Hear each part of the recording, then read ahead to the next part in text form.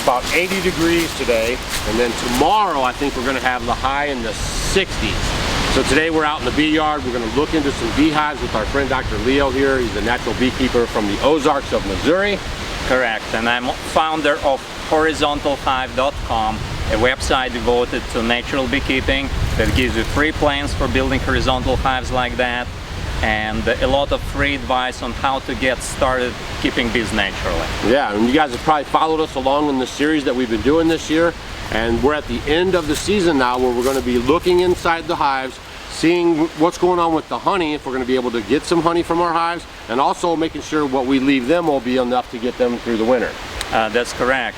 And if you know anything about how conventional beekeeping is done, you will notice that harvesting that late in the season, we're mid-October now here in Missouri, is very unusual, but it's actually the most bee-friendly way of harvesting honey, because by delaying the harvest until this point of time, we make sure that bees were well fed during the entire summer.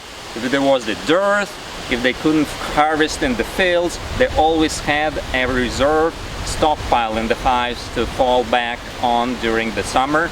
And now that it's the very end of the season, we know exactly how much we can take from them without compromising their safety during the winter. So patience is a virtue. I love it, I love it. Several other reasons why I like harvesting honey late in the season is there are significantly fewer bees here now than there were 2 months ago. And the ones that are here in the box, because of the very cold nights, they already start preparing for the winter and go into the brood chamber forming a cluster, so much less disturbance, significantly fewer bees.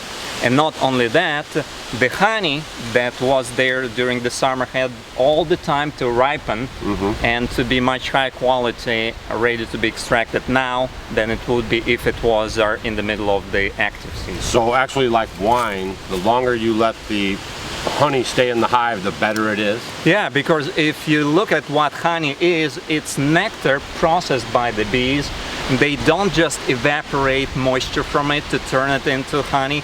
They also add enzymes to it to work their magic, and the longer you leave the honey in the hive, the more complete the process is. See there? Already learning stuff, and we're just getting started. You know, still another reason to this time of year, you can do the honey harvest, the final check of the year, and winterizing all in one visit. Right. Again, minimizing disturbance. If we were to do it earlier, we would need to come back to the bee yard to winterize the bees, but here we can do everything right at the same moment, as described in Keeping Bees with a Smile book, and also in Keeping Bees with Horizontal Hives, the two classical books on natural beekeeping and hives like this one. Yeah, and I mean, honestly, if you guys are just hearing it, I know you're like, wow, that just makes sense. All right, let's see what we got. Okay, the story of this hive is an artificial swarm, or as they're called today, a split, from another colony in this bee yard. We made 2 colonies out of 1, so this is just a baby colony that started earlier this year and is probably about 3 months old at the moment. When you work with the smaller hives like that in the fall, many times you don't have any or much honey to take, but this is normal.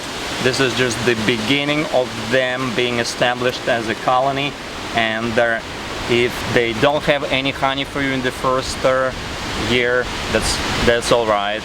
They will gain strength, fill the entire box, and then have a lot of honey to share in the following season. They'll make up for it. All right. As with any horizontal hive, you start the inspection in the portion of the nest that's away from the open entrance. Here the open entrance is on the right, on the wall opposite us. So I cracked this divider board that was in place to limit the volume of the nest for this first year smaller colony.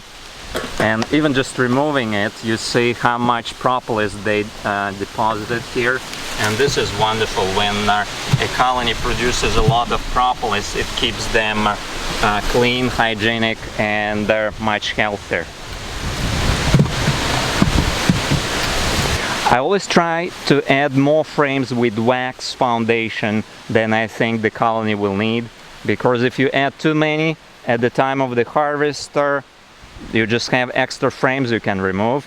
But if they run out of room, they may start swarming again, or you will be missing out on honey production. So it's very normal for you to see the last frame that was foundation not even worked on. Now the next frame we see there is construction, and they started drawing out their foundation and also fill it with honey. Oh, and look at that, all these small hive beetles. Many beekeepers are very much concerned about the presence of these pests in their hives. But you know what I noticed? In the same apiary you may have a colony that may have 100 small hive beetles on just one frame. And they keep going strong for year after year. And so they know how to coexist with this pest.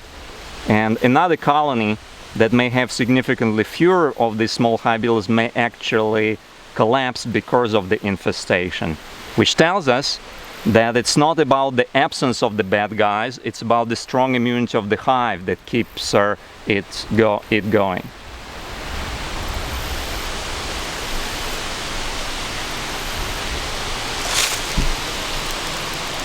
It's a rule of thumb that you want to leave, depending on your climate, anywhere between 30 and 50 pounds of honey in a horizontal hive. And it's very easy to estimate. A full frame this size, it's called the Lane's frame, when full of honey it's 8 pounds, between 8 and 9 pounds. So if the frame is partially filled with honey like this next one, you can just estimate that this one is probably between 3 and 4 pounds of honey. Again, we see a lot of small hive beetles, but we do not see any evidence that they're causing disturbance to the colony. The bees are hoarding them. If there is any larva or eggs produced by the small hive beetles, bees are able to clean them out. So yes, we have a lot of small hive beetles, but we do not have a problem with that.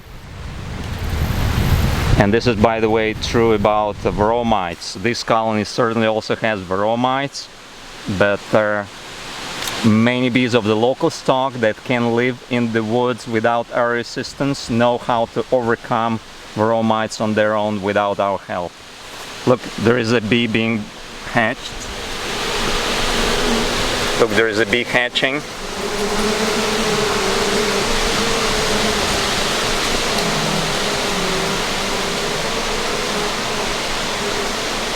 Many beekeepers, if they open a beehive this time of the year, would be concerned to see no eggs. We see some of the capped brood with the last bees are emerging, but no fresh eggs. Does it mean you have no queen? No, it actually means that if you have a local queen, she shut down the production of eggs on time.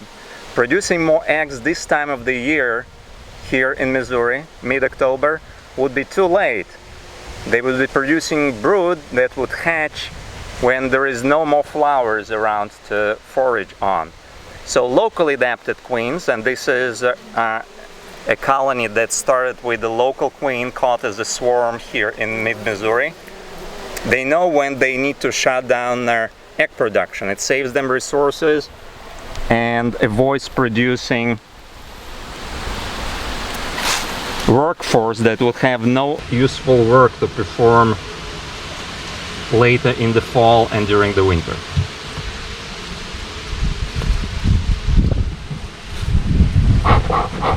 These were the original frames that we transferred from the Langstroth hive into the Lane's hive, and as you can tell, the bees have assimilated it. They filled it with honey and nectar.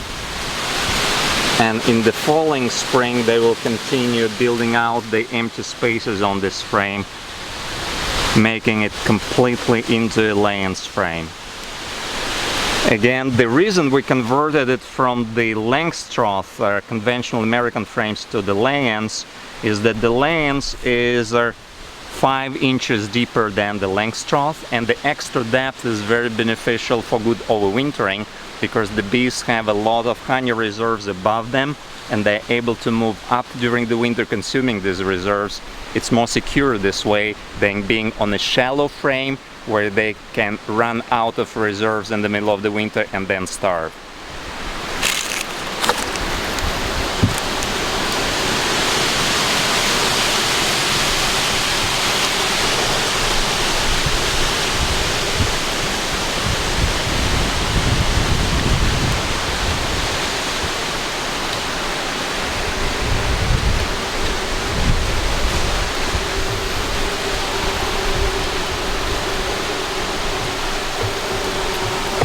The bees have connected 2 of the frames partially with the all comb, so we'll separate that. And I have no concerns for this colony because they have lots of kept honey. They also have lots of nectar and bee bread. This is the fermented pollen, this paste in the frames. And they have plentiful empty cells under their honey and nectar on which they can hibernate. I will just rectify this.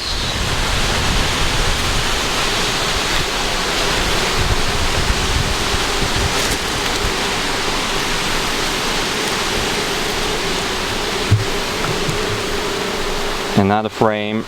And you know, unless you are shooting a YouTube video with Doug and Stacy, you don't really need to take the frame out completely because you can estimate the weight just by holding it by the shoulders. And I could tell that this one is probably 5 pounds of honey without pulling it out of the hive. Today it's 80 degrees, so we are not disturbing the bees and we are not compromising the microclimate in the nest by pulling the frame out completely. But if it was chilly, if it was in the 50s, you would try to pull frames out of the hive as little as possible so the bees can conserve as much of the heat in the brood chamber as they can.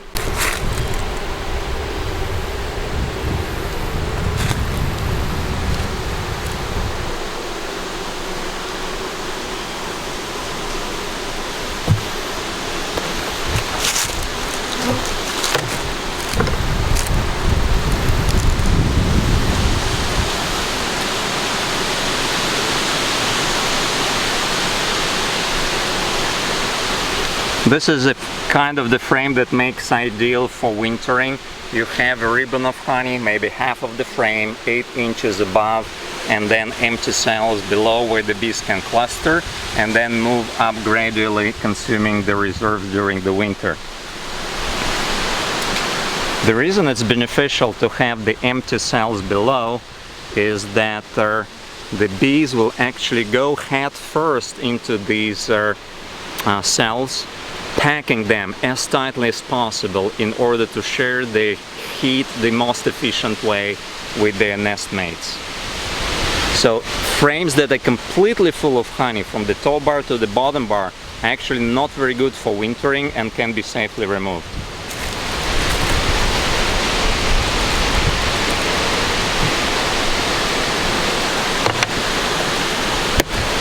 It is not a very good idea to pull honey that the bees may need for wintering and then for the spring build up, but at the same time it doesn't make much sense to leave in the hive the honey reserves that they will not make any use of during the winter.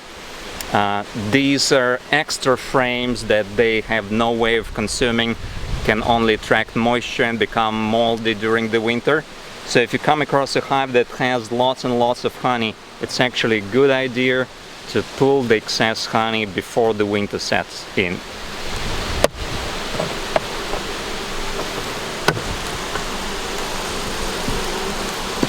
Okay, and the last frame, just as the last frame on this side, is just foundation. The bees will not need it during the winter, and we'll remove it so we can limit the volume of the nest, thus limiting the amount of volume that the bees will have to heat. I'll just shake the bees off and swipe them off.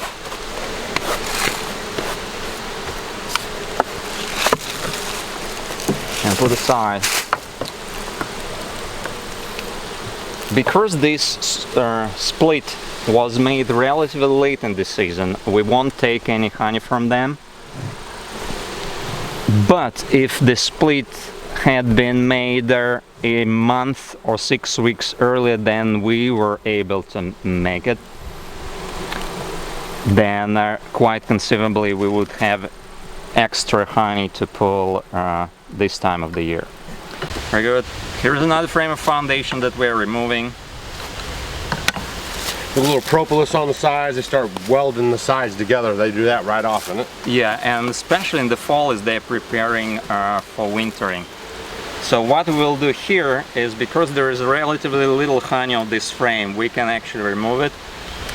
Leaving frames that have a very small amount of honey is not good for the winter, because whatever bees are on this frame may run out of stores and then experience starvation. Right. So we're pulling this frame out and we're leaving the remaining 7 frames for the bees to winter on.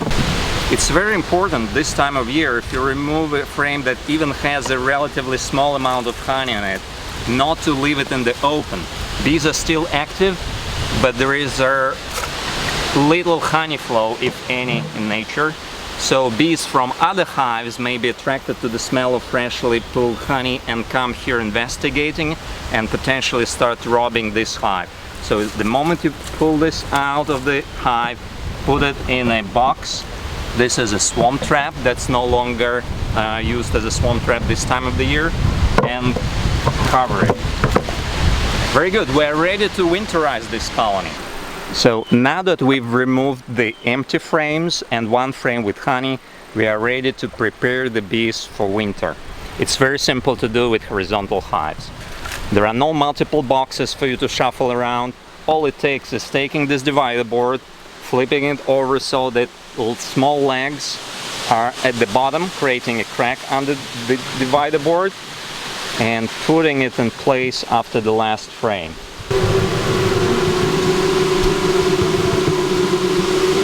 The reason for leaving the crack at the bottom of the divider board is to enable the moist air from the brood chamber to go into this empty chamber during the winter and then gradually rise under the roof and be vented out through these vents in the roof. This is a very simple setup that allows to prevent excessive loss of heat from the brood chamber. You will see in a second that it will be very well insulated, but at the same time this bottom ventilation will carry all excess moisture out of the brood chamber, preventing mold or other undesirable consequences of moisture buildup. And the last step in winterizing the bees, described by George de Layens in Keeping Bees in Horizontal Hives, is to put a pillow or any other insulating material. I'm using a pillowcase stuffed with natural wool, sheep wool. If you don't have sheep wool, go to the pet grooming business and ask them for some dog hair or whatever.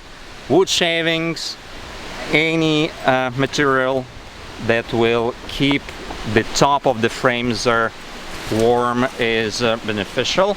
I would avoid putting styrofoam here, because styrofoam is very good insulation, but it would trap moisture. With the pillow that's filled with wool, what will happen, some moisture will be coming through the top bars during the winter, but because these can absorb moisture and also wick moisture away from the nest, there will be no mold between this pillow and the top bars.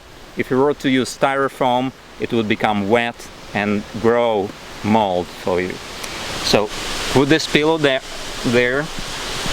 If you don't have access to wool, some people just go to a thrift store and buy some old clothing made out of wool and cut it and create a kind of a blanket to go over this portion. And that's it. Then we cover everything with the top, and in Lane's horizontal hives the top has a lip that keeps it propped up by 3 inches over the top bars of the frames. This means that there is a pocket of air all around this pillow, and this pocket of air allows the warm, moist air that's sucked under the divider board to rise to the top of this attic and get vented out of these holes, preventing moisture buildup. Again, with this very simple setup, we achieve two most important objectives for the winter. First, to avoid heat loss, and we do so by giving bees a well-insulated beehive. This is a double wall model that has 1.5 inch of natural wool on the walls, and we also put this pillow or blanket on top of the frames to conserve the heat that rises inside the brood cluster. And number two objective is to prevent excessive moisture building up and condensing inside the brood nest that would create very unfavorable conditions for wintering. And we accomplish this by leaving this crack at the bottom of the divider board and providing for unobstructed vents in the top so that moist air can escape. They're all tucked in for winter, and if your husband has a hairy back, you can just shave his back and use it in there too. A lot of people go to the beauty parlor in the neighborhood, and you could also use hair, sweep it up off the floor, and they'll be glad to get rid of it, isn't it? Yeah, in the old days they were also using straw. Yeah. It doesn't have to be contained in a pillowcase. You can just put a shingle of straw there, and in the spring just brush it off. That's it. Now we're going to go out to the pasture and see what's going on in those hives. Love it.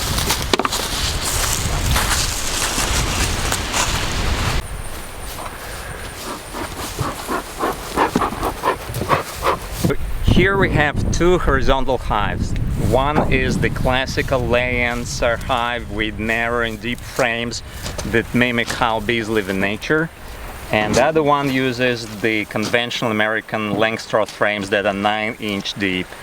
And as we go through these hives, I'd like to draw attention to the different ways the bees put honey in these two frames. Okay, we open the top. And we start with the frames that are farthest from the open entrance. What you can also do, if the hive is still active, by putting the palm of your hands on the top bars, you can feel if there are any frames where there is a brood being reared, because they would have high temperature. This time of year you won't have much brood produced anymore. Yeah. They're shutting down for the winter. So I feel that all the top bars here are pretty much the same temperature. But when active brood rearing is happening, you could really feel the warmth from the bars where brood is being produced. Just as with the other hive, we added many more frames of foundation than we thought the bees will need. If they run out of room and there are no frames of foundation, they will just start building their honeycomb from the lid of the hive, making it difficult to remove. So these frames, they don't need for the winter. I recommend removing them from the hive. Leaving them there may lead to this wax spoiling during the winter. There may be some moisture condensing on it, some mold forming. So if you can take it out and put it in a dry, cool place, it will conserve these frames much better than inside the nest. Another reason for doing so is that you don't want to leave too many frames for the winter for the bees to take care of and to heat. They want to be snug there between the walls of the hive and the divider, and too many frames would create a volume that they won't be able to heat, so cold air will be circulating all around them. We want to avoid that. Again, I draw attention to this beautiful propolis that they're depositing in preparation for winter. This is a natural antibiotic, and the use of propolis by the bees not only helps them seal the cracks and prevent any drafts of cold air circulating in there, but it also kills germs and viruses there in the hive. And usually this last frame that they are working on will only have a ribbon of honey on top, but this is very beautiful white capped honey that we'll be able to remove, because again, you want to leave frames that have quite a substantial ribbon of honey on top. Otherwise, if you leave them with a frame that may have, say, a couple of inches 3 inches, 4 inches on top, then the bees that are cluster under this honey may run out of food before winter is over. So frames that have a small amount of honey on top are better removed from the hive. Again, do everything you have to do to avoid robbing. We are going now slower than we normally would be, but you don't want to leave hives open for an extended period of time this time of year. Again, because bees are active, there are no flowers for them to gather honey from, and the smell of honey from a hive being open can attract robbers. So any frame containing honey that's pulled from the hive must be put in a box, and the lid must be replaced at once. This next frame shows you the ideal arrangement of honey and empty cells for bees to winter on. This is honey on top and empty cells below. If you were to look inside a nest inside a tree in the woods, this is the arrangement you will see. Honey on top and empty cells underneath. And this is a heavy frame, beautiful. So half full on one side and 2/3 full on the other side with some nectar underneath too. So we look at the other frames, and potentially we could even pull this frame for us after making sure they have sufficient reserves for the winter and for the spring. Again, it's important not just to leave them what they need to survive during the cold months, but also for the spring. For example, if we were to leave this frame in the hive, they won't touch it during the winter. They will have enough on the other frames. But if the spring weather is unfavorable for foraging, it's too rainy or too cold, they would have this reserve there to consume during this inclement weather. So it's a very good practice to be leaving bees with enough food, not just for the winter, but for the first month of the spring. Like Winnie the Pooh, we often think that bees are making honey for us, but this is not so. Honey in the first place is their own survival food, and they need this food for lasting them through the winter. It's not just sweet stuff. Nutritionally, it's much better than plain sugar. And this is why the practice of taking all of the honey from the bees, something that many beekeepers do, and then feeding them sugar syrup instead in the fall, is something that compromises their health. They are more likely to have diarrhea. The processing of sugar in the fall will weaken them, and they will have to spend their resources that are required for lasting the winter on just turning the sugar water into something that will be palatable for them. So I never do that. I don't recommend that you swap all of the honey for sugar water, because nutritionally these are very different things. If you treat your bees with respect, you need to recognize that honey belongs to them first, and you can certainly help yourself to whichever surplus they don't need and won't be able to consume on their own. Go through the hive more quickly during this fall inspection. You may slide several frames at a time. And the 3 frames here, the 2/3 on each frame are filled with honey. So that's heavy, 6 pounds of honey on this one. Again, leaving bees too much honey for the winter is not a good idea either, because honey is very heavy and it can absorb a lot of warmth that they need for the brood nest. So because honey takes a lot of heat to heat up, you don't want to leave bees more honey for the winter than they actually need. So any excess honey that they are not needing for the winter, we can safely remove during this inspection.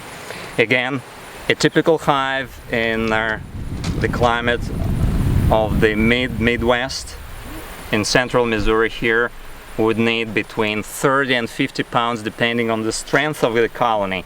And the bees tell you themselves how strong the colony is and how many frames they occupy. For example, if you were to open a hive and you see bees only on 3 or 4 frames this time of year, you can leave them on these 4 frames plus 1 full frame of honey on each side. If the colony is much stronger and the bees occupy 6 or 7 frames, this is how much you leave. So there is no ballpark figure. You need to look at the strength of the particular colony. A very strong colony needs more honey, obviously, than a very small one. I've sometimes successfully overwintered swarms that arrived in the last week of August by only giving them 1 frame of honey from another hive. Even this small amount was sufficient for them to overwinter because this was a very small colony. Okay, so we're finishing our inspection, and as you are going through, you're just making a mental note of how much honey is on each frame. You can also take a pencil and just write on the top bars how much honey you think there is on each frame. And this way, summing it up, you will see how much of this honey you are able to remove.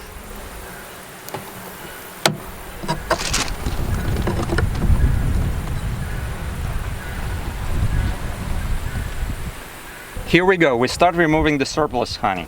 Again, any frames that have only a small amount of honey in the top we need to remove, because if the bees cluster on these frames, they are likely to run out of these small stores on this frame, and then they may starve on this frame. So we're looking at frames that are at least 5, 6, 8 inches of honey on the top to leave for the bees for the winter. So this one has a little honey on one side and more nectar here, and no honey on this side, so this we will remove. To dislodge the bees, you just need to shake them or take the frame in your one hand and tap it with the other hand like that. And then the remaining bees you just swipe down, and again, as fast as possible, put this frame into a container and close the lid.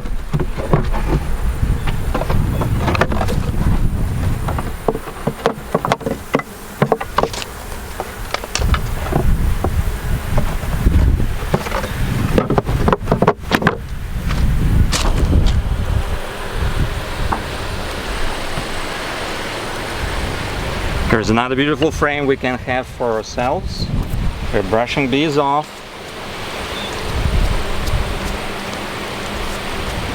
And it just shows you why harvesting this time of year is so much less disturbance for the bees, and they're a much more pleasant experience for the beekeeper. There are relatively few bees there. The ones that are still in the hive are now occupied with their preparations for winter. So you opening the nest and pulling these frames of honey does not elicit this violent response that you would have if you were to open the same box just 6 weeks earlier.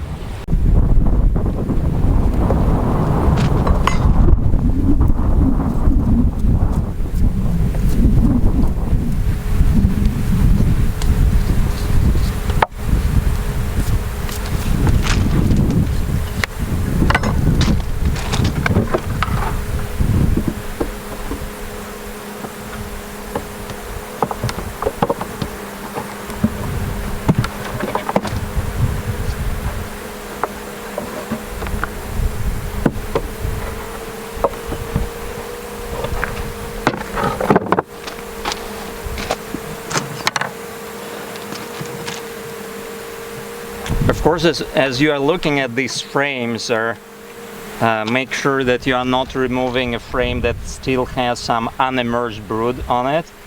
But that's another beauty of harvesting late. Even if there was any honey on one of these frames a month ago, by now it's completely hatched. So even frames that originally had some brood of them can be safely removed late in the season.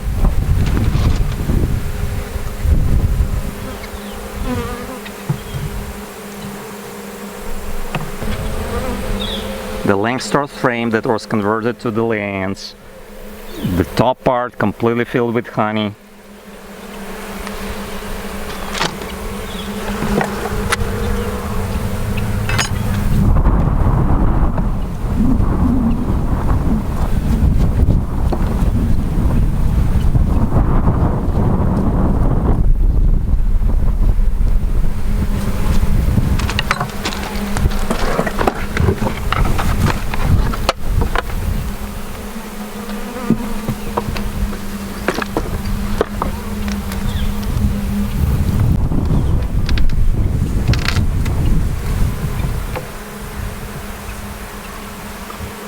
If you come across any comb like here that spans several frames, it's called burr comb or brace comb. You can just break it off or cut it off, and you need to remove it from the hive now, because the longer you leave wavy or irregular combs inside the nest, the more irregular the frames will become as the bees continue building out these frames. So if you remove a wavy piece of comb like that, then chances are that when they start rebuilding it, they will rebuild it in a straight line down.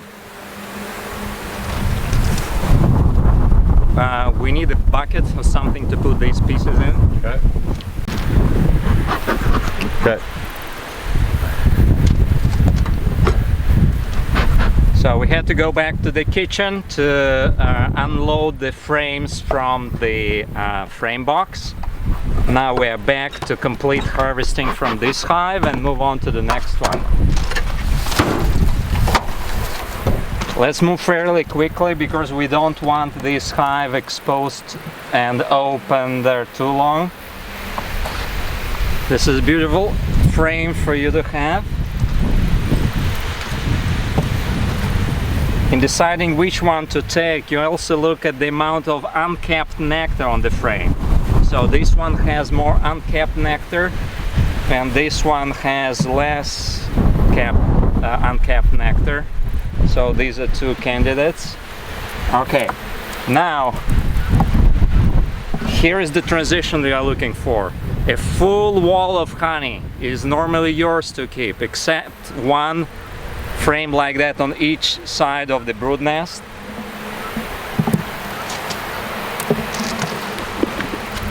And a frame like that that has empty cells in the bottom and plenty of honey on top is what you would want to leave the bees for the winter.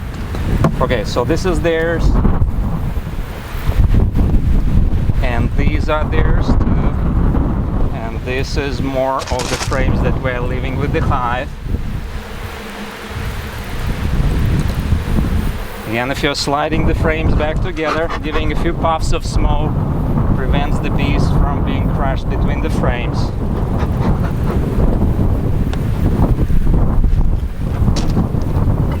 And if you don't have a divider board handy yet, you can use a frame with foundation as a temporary divider board, or even as a permanent divider board in warmer climates.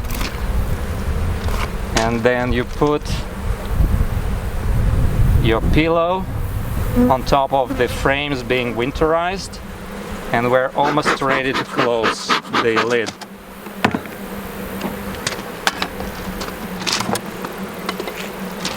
We'll take this frame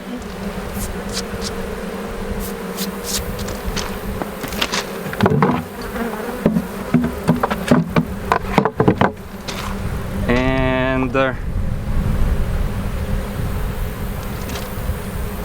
you know, if you want to be very conservative, we could leave this frame there, but the frames that we left in the hive are so full of honey that I think we can safely pull this one and leave the remaining ones for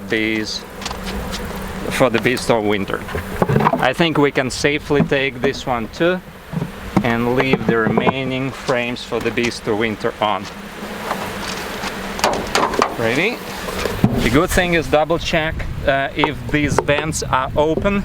Sometimes bees may cover them with propolis, but for winter you really want this open so that the moist air can get out of the hive. We're done. Instead of a divider board in this hive, we have a full sheet of foundation. One other thing you will want to do before winter sets in is to replace this sheet of foundation with a piece of plywood with a gap underneath.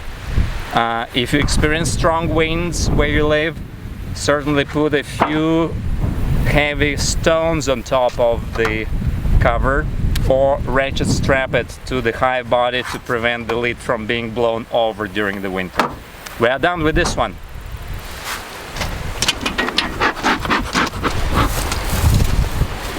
On to the last hive of the day. This is what's called a horizontal Langstroth hive. It uses the same kind of conventional American frames that you would have in your vertical hives, but here all of the frames are on the same level. It has many benefits, including avoiding heavy lifting. So as you will see today during the honey harvest, instead of picking up boxes that may be 50 pounds each, all you do is pick out individual frames that are not going to break your back.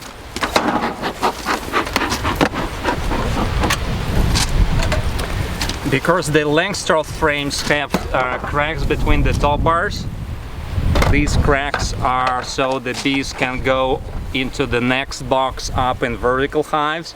In a horizontal hive you have an additional layer of planks to cover the top bars and contain the bees.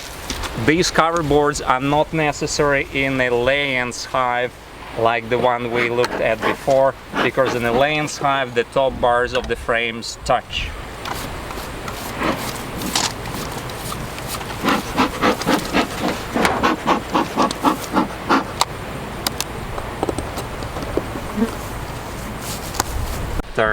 When bees are placed in a horizontal cavity, they have the tendency of creating a brood nest at the open entrance and storing honey away from the open entrance, which makes it very convenient at harvest time, because you can open the portion of the hive that's away from the open entrance, and that's where you will harvest most of the honey. During real harvest, you don't really need to go into the brood chamber. The brood chamber is where the bees will store honey first as they prepare for winter. So if you have any honey in the frames that are far from the entrance, you can be totally sure that there is also honey in the frames closer to the entrance, so you don't have to dismantle the nest. We demonstrated it on the other hives to show you how the bees have worked during the summer and how much honey they have in the hive at the time of harvest. But during the real harvest time, all I do is I open the hive like this, exposing the portion away from the entrance, and I pull a few frames of honey, leaving 10, 15 frames depending on the size of the colony in the long Langstroth hive for the winter, and the rest are mine to keep.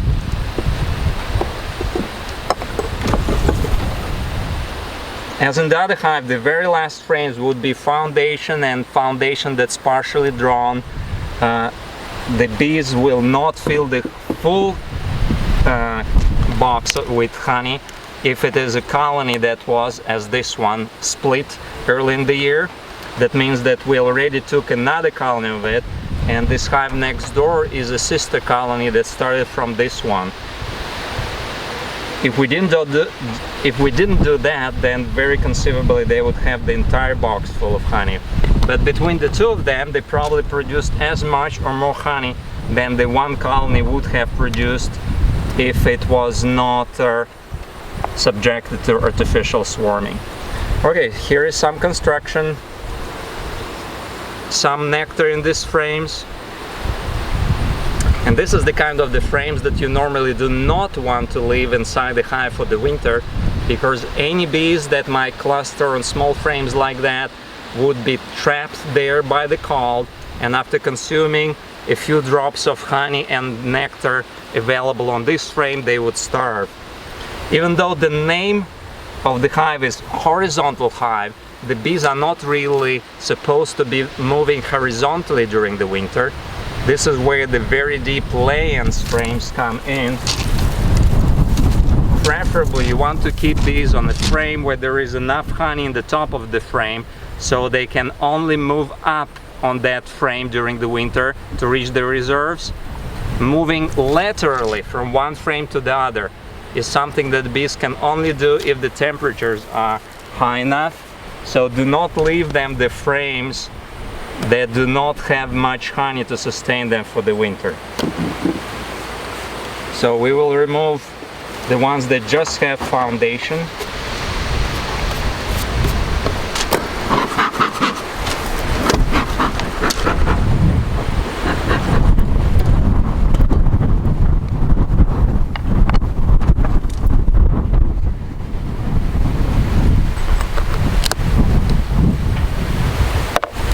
It's a windy one. Okay, so here we come to the honey frames.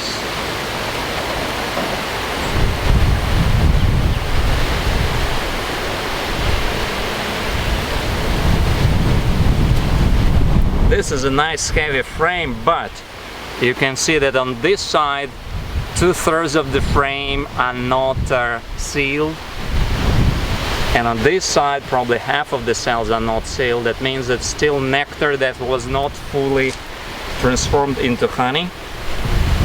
So frames like that are best left to the bees if you have others that are more fully capped.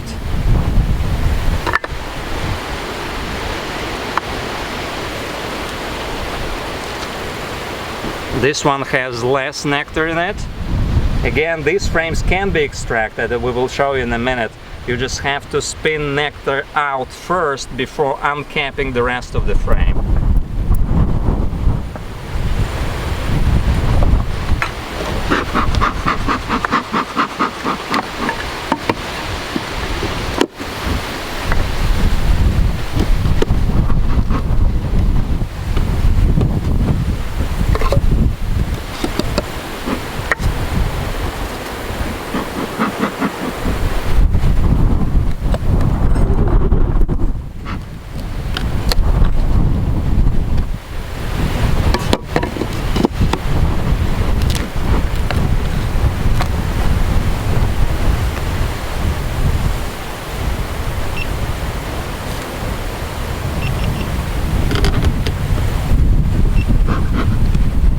That pot again. What is it? There is a frame missing there.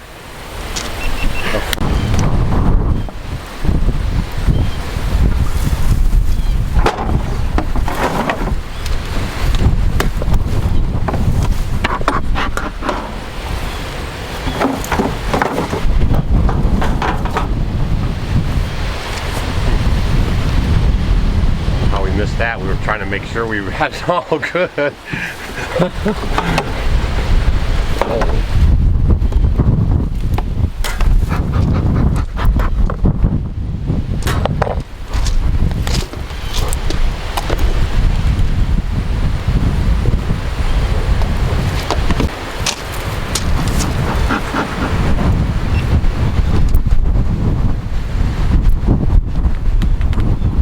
Alright, here is a surprise.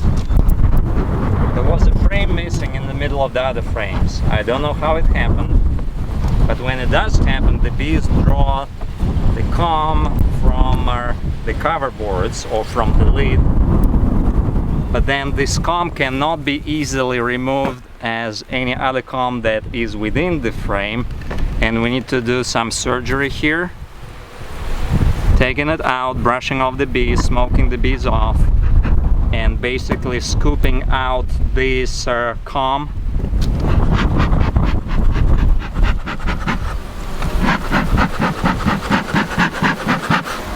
And replacing it with an empty frame afterwards.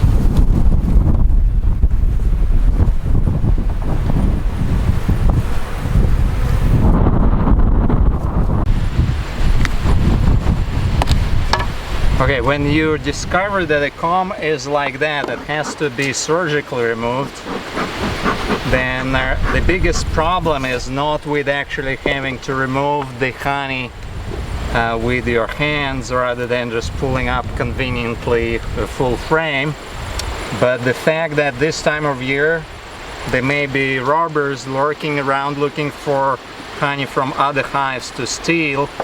This is why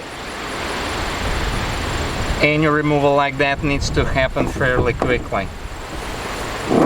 So we need to make room.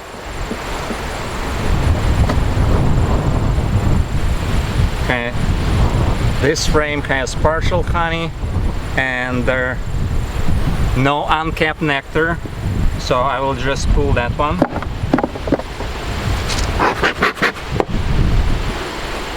Brushing off the remaining bees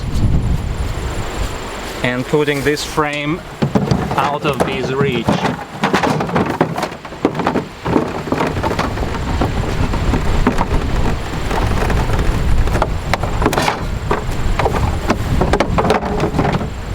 Okay, here's another big frame full of honey that we will remove, and then we have this comb that's not attached to any frame that we will harvest too.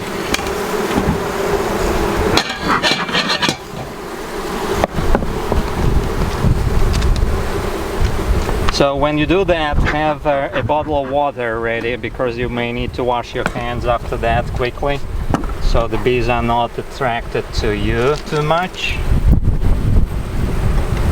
So you need to remove the attachment of the comb to the wall, and realize that after you do that it will start sagging.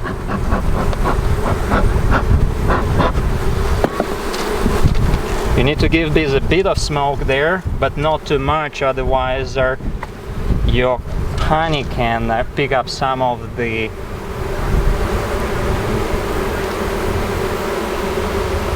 smell of the smoke. Okay, shaking of the bees, swiping of the bees, putting the piece of comb in a bee-tight container, quickly washing your hands, and doing it again with the remaining part of the comb after giving another puff of smoke.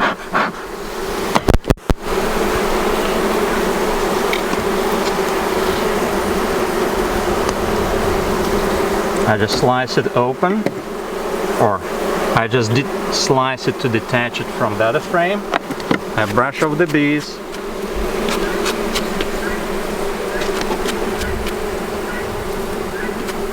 Look how beautiful. Alright. And this is it. So this comb that was built without attachment is now removed. And let's look at a couple more frames. Oh yeah, look how big and thick and heavy with honey. Yeah, we're taking that.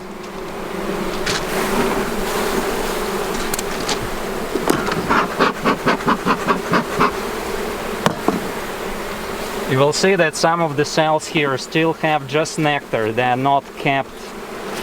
But because this frame is so thick, it's a good idea to remove it and replace it with a frame that would be standard width.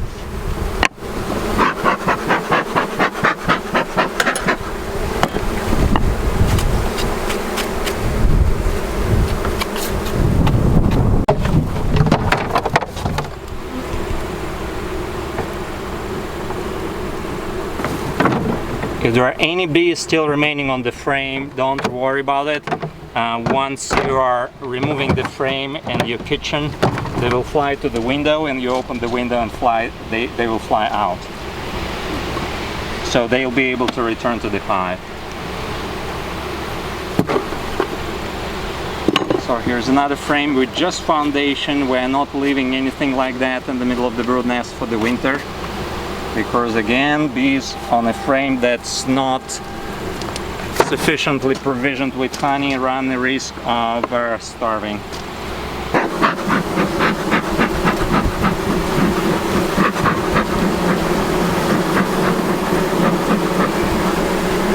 See all this comb, how the bees build and connected different frames together? This is another reason why I prefer the layance frames. On the layance frames, the top bars touch, and there's a nice ceiling of boards inside, so the bees very rarely build these burr comb or brace comb or bridges of comb inside the laying frames. In a Langstroth hive, this is very common occurrence.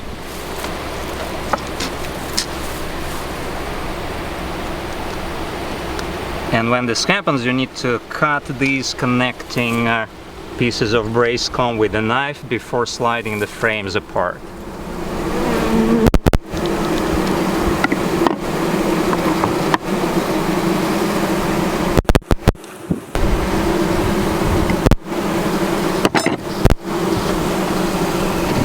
Cutting this connection first prevents bigger breakage when you try to pull the frames out.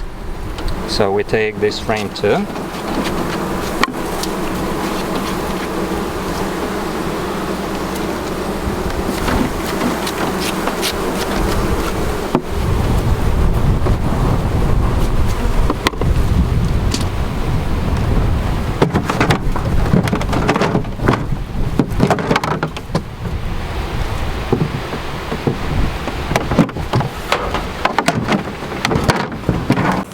The next frame is also attached to the previous frame with some brace comb.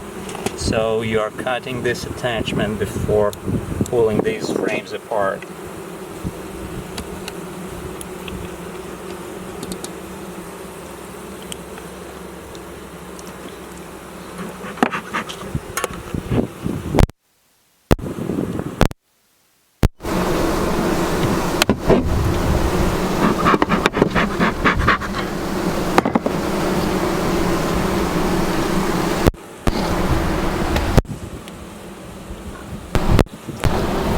And when you shake the bees off it, don't shake it vertically down because you don't want this honey from the wound to drip on the bees.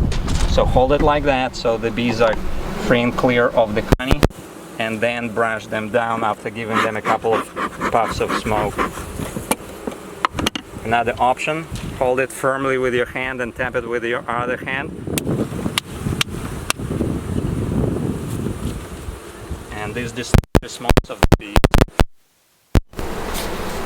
And this hive, unlike the layings hive, doesn't need a pillow above the top bars because this top has 3.5 inches of wool already inside. Right. So after you're done with your harvest, you just replace these cover boards.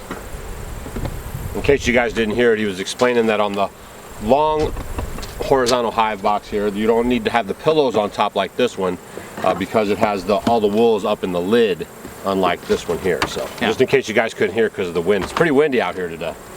It is, but what nice weather. Tomorrow is be like 60 degrees. 60 degrees. That's why it's so windy. It's blowing in the cold front. And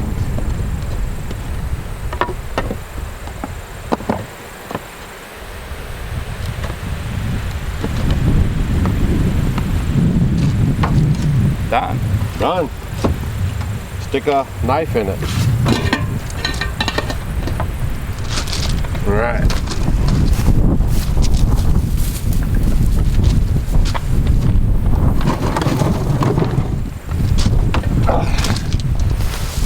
So we also used here is the Hive Butler. You guys might have seen this on our videos before. It works really good with the vertical hives, those shorter frames like we used in the long horizontal hive box there, but they don't work on the new boxes with the deeper frames. I think they're working on some kind of a fix for that, but these are pretty handy. Let's just do it. All right, guys, now we're in the outdoor kitchen. We kind of set up a little bit of our tools and materials so we can kind of get this process going with you guys. This is a spinner. Here's a hot tip for you guys if you guys are new to beekeeping and you're getting into this stuff and you're going to be getting your equipment. Don't make the mistake that I did. The first spinner that I got, the extractor, only fit a certain size frames. Make sure you get a spinner, an extractor that can accept multiple size frames, because you guys might start beekeeping one way like I did and then end up in another way, and then you'll have different frames and then you'll have a spinner that won't work. And so I was able to pick up this one through Dr. Leo's website, horizontalhive.com. make sure you guys check out that for all the free resources, plus things like this so you guys can purchase to make your life a little easier. It's a stainless steel drum, well balanced, and you know, I don't have any electricity, so we got to hand crank it around here. I have 40 hives and I still don't have an electric extractor because it's so much fun doing it. My children stand in line waiting for their turn to turn the handle. Yeah. You know, another thing about the extractor, some people ask, do I really need to invest in the extractor if I only have a few hives? Of course, you can just take a knife, cut out a piece of comb and crush and strain it through the cheesecloth. But this is really something you need, because in addition to harvesting honey, you are emptying the frames of honey, and this ready-made frame you are able to give back to the bees the following spring when they need to expand, and by giving them something that's already built out, you really accelerate the whole process. The queen can go laying eggs in that frame straight away until waiting for another month until new comb is being built. So this is not just for extracting honey. This is for freeing up the frames that you can return to the hives to accelerate their development in the following year. Yeah, otherwise you have to start all over again and make all that comb again, so you're just cutting out all that process. Yeah, and you know, another point about the extractor is don't see it as an expense, it's more of an investment, because extractors that are made in Europe are so high value and they hold the value so well that you can use it for 20 years, and then if you ever need to resell it, you'll get about the same price for it as what you originally paid. Yeah. So this one's pretty easy to use, it's pretty straightforward, and we're going to get into putting some frames in here. Very good. This is my favorite setup for holding frames while you're uncapping them. It is a special tray with a lip, and this is the uncapping rack that clips to this tray, and this way, if you ever need to move it, the whole assembly can be moved together, and there are all the cappings and honey that will start dripping during the uncapping process. They fall in here and they're contained, so you're not walking in all of these stains of honey on the floor of your kitchen. Right. So not only that, but with this very simple setup, two people can be sitting at a table on both sides doing the uncapping. So before we actually start uncapping, I wanted to draw your attention one more time to what we saw there in the hives. So this is a typical lay-ins frame for horizontal hives originally in Europe. So it is narrow and very deep, much deeper than the American frame. And notice how on almost all frames there would be honey in the top, but a few empty cells underneath. This is very important for being successful overwintering, because if you were to leave this frame in the hive, the bees will be able to cluster in these cells and then gradually move up consuming honey. Now, what we see on the standard American frames, called the Langstroth frames, this is called the deep frame. But compared to the 16-inch deep Langs frame, this is only 9 inches deep. And see how here bees practically have no room to build their comb with the empty cells. Right. And on a frame like that, they will be forced to cluster between the frames full of honey, which is not optimal for them. They cannot go into the cells to cluster and create the tight cluster for saving the heat in the winter. So just to be clear, you guys, so you're understanding, when the bees are on here, they have nowhere, there's no refuge, they're just on this flat surface. But back to this one here, when they get cold, all the bees will line up and get inside of these cells all next to each other, and then that will cause them to have their body heat and everything, and then they'll start working up the frame together. Just so you guys can visualize that. They'll actually go inside of this comb and be inside of there. So that's kind of cool. So when frame like that was being developed in Europe in the 19th century, the scientists actually went and looked in how bees live in bee trees in the woods during the winter. And they realized it was extremely important to have the depth of the frame that's deep enough to have honey on top as food, but empty cells underneath for them to cluster in.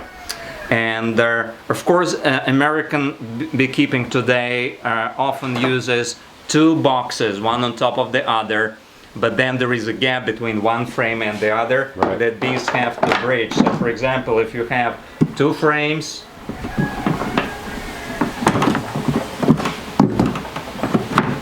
you can arrange them like that in two boxes, but then there is this gap when I hold it with my fingers. And for a small bee that's only 3/4 of an inch long, this 2-inch gap between the frames may be too much if it's very cold for them to crawl in. So the farther north you are, the more beekeepers may lose their bees through starvation in the lower box when there is more honey on top because of this gap. With the European lens frame, there is no gap, so bees have access to the honey at all times. Okay, so I wanted to point this out, and it explains just why in the old books, beekeepers who compared both of these designs for horizontal hive beekeeping, they were always coming to the conclusion that the extra depth of the frame is very beneficial for successful overwintering. All right, so the uncapping process is very straightforward.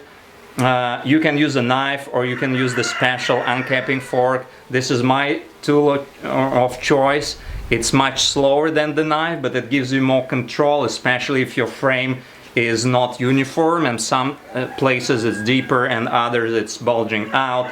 With this you can follow the shape of the frame, taking off these cappings. And even though it's a slow process, I really have no desire to speed it up because I just enjoy it. You start uncapping it and you appreciate the beauty of honey and the diversity of it. Each frame will be slightly different. One will be orange in color, the other will be pale yellow, some others will be much darker. But I just like this process of exposing the honey prior to extraction. A few other tips is that the temperature of the comb is best between 80 and 95 degrees. This is when it flows out of the frame the easiest. That's why today was ideal. It was. And save these cappings because we use them as a natural alternative to chewing gum. See, when this capping is removed, it's mostly wax, but then there is some honey in it, so we just put it in jars and save it and then chew it as chewing gum. Of course you could eat a chunk of comb, but there it would mostly be honey and a little bit of wax. Here the proportion is mostly wax, so for chewing this is better than comb honey. And then also you'll have different tastes too. Could you have different tastes from frame to frame? Absolutely. Actually, in a long hive, bees start putting nectar near the open door first. And as you're removing the frames in the fall, it's almost like reading a book backwards. So you are looking at their frames that were filled a week ago, 5 weeks ago, 2 months ago, so you're going back in time. And depending on what was in bloom, the frames will look, smell, and taste differently.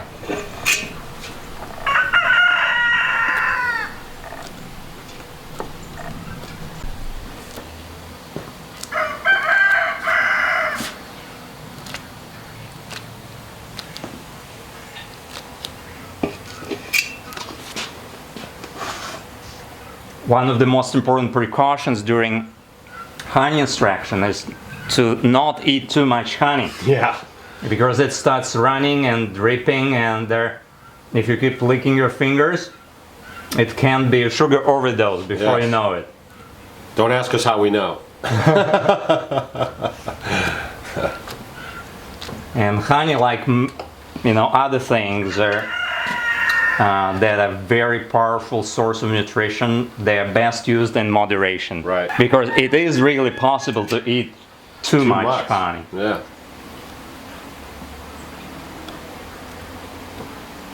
Okay, another trick with this, if there is a little bit of a comb that's recessed, instead of trying to dig it out, you can just scratch it off like that, and it's good enough. Okay, this side is ready.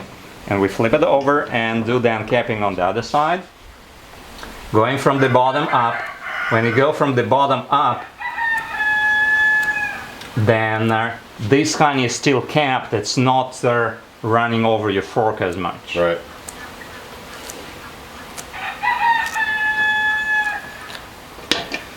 And until you guys actually get your spinner, you could actually do this process and then just let it drain into a dish or this tray and then transfer it, you know, until you can get your spinner put together. Yeah, but it's a very slow process. Very Be prepared to spend probably 12 hours on each side. Right. And you need to maintain a very warm temperature in the room for the honey to flow. Yeah.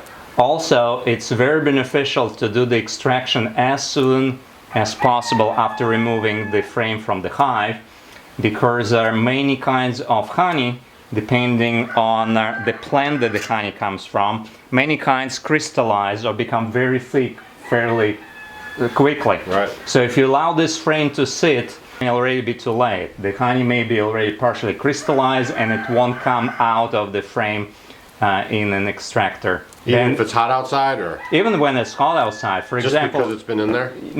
No, because of the kind of the plant that contributed nectar. For example, rapeseed produces this kind of nectar that is initially liquid, of course, but becomes solid very, very quickly. So do not delay too much. Right. And another consideration is that when this frame was inside the beehive, the bees could protect it. Yep. They could remove the larvae of the small hive beetles and the wax moth. The moment you remove the frame from their care, it's no longer protected by the hive. Yeah. So if there is a wax moth that deposited an egg there, you may not see the egg, but under favorable conditions, that means the absence of bees and the warm enough temperature, it will hatch, and then there will be these larvae crawling about and destroying the comb. This is another reason why you want to do the extraction fairly soon after removing the frame from the bees. And I know this one's going to sound kind of elementary, but I'll share a story with you too, so you can think that it's not so elementary maybe. Don't do this procedure outside. We're inside the outdoor kitchen with a screened in porch. We're like in a screened in porch, so nothing can get in here. One of my Amish buddies, he took all of his frames out of his box, his vertical box, brought his supers over, and he set them on his picnic table outside of his house, and he had to go get a few things together, and he got caught up inside the house. And no kidding, within the little bit of time he was gone, by the time he came back out to get the frames going, they had already robbed everything and took it back to where he just brought it from. So you can't do this outside in the free air. You have to be in an enclosed area. All right, here's another comment. You see how on this frame, 75% of the frames are capped, but others are not capped. That means that these cells still contain half honey, half nectar. There is a special tool that can measure the moisture content, but instead of being, say, 18% as in fully capped honey, it could be something like 20 or 25%. If you are extracting honey for your personal consumption, and if you know that you'll be able to store it in a cool place, I don't worry about that much nectar being there. Because honey, even if it has slightly high moisture content because of this partially capped honey, can only ferment if it's warm enough. Right. So if you're thinking of storing this honey in a warm place for a whole year, then definitely you would need to only extract the capped honey. But if you can keep it in a refrigerator or in a cool place, and you are not planning on keeping it a year, in my household it just melts away in a matter of weeks after extraction, then I don't worry about this additional nectar there. Right. Now, if you wanted to separate it, a very simple way described in Keeping Bees in Horizontal Hives by George DeLeance, you put this in a spinner before you do the uncapping. Right. And you very gently turn the handle and you spin the frame without uncapping it, because this flows much easier than honey. It will come out of the frame, you flip it and take out any nectar on the other side, and then you do the uncapping. So this way you can take all of the frames that have substantial amount of nectar in them, spin them out gently, then you'll drain this nectar, and then you'll do the uncapping and extracting of honey %. That's what I was just going to ask you about draining the nectar. You want to make sure that's cleaned out of there before you put the honey in there. Yeah. Yeah. Man, you guys getting all this? A lot of information, and we're just extracting honey. Who would ever thought it?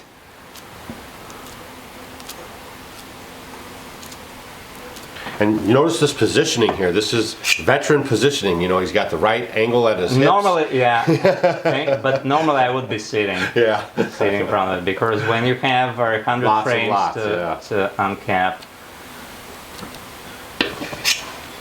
And again, you know, there are special tools that are heated with electricity. Yep. They really speed things up, but then you're exposing honey to very hot temperatures, which is detrimental to honey. Right. And there are some mechanical things with knives that rotate and move. But I just like this meditation of sitting there and thinking about the bees and the miracle of sunshine, water, and air coming together and creating this magic of honey. Right. And what's also magical is that once you consume the honey, the process is reversed. To make the honey, that means sugars in the honey, it takes sunshine for the energy, water for H2O, and then our carbon dioxide, CO2. And they merge together through photosynthesis to make sugar. Now when we eat it, the process is reversed. We have released energy, and their CO2 and their water get released. So it's exactly the opposite process of how honey is formed. So for me, sitting there and just uncapping honey, you're all immersed in this fragrance of fresh honey around you.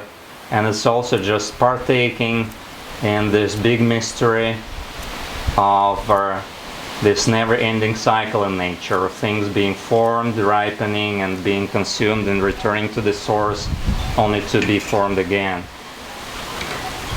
You know, another thing I love about honey as a form of, let's say, animal husbandry is that with many other forms of animal husbandry, it can be cruel, or it involves killing of the creature to take meat. Even egg production and their milk production still involves breeding them, killing of the males, etc. So with their bees and harvesting honey, it's really cruelty-free method if you use natural method. Right. Because here we are only taking what bees won't be able to consume themselves.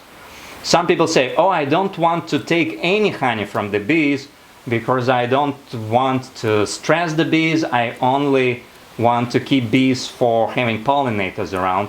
But you know, by taking this honey from them in the fall and returning the empty comb in the spring, you are rendering them service. Yeah. Because they wouldn't be able to consume all of it themselves anyway. And if you didn't harvest this honey, in nature it would be consumed by some kind of predators or parasites. That you don't want. Yeah. Like wax moths and mice and small hive beetles. And again, removing the combs that the bees don't need for the winter also means decreasing the volume of their nest. So they will be more snug there for the winter. That means less volume to heat, less to protect. So it's a win-win.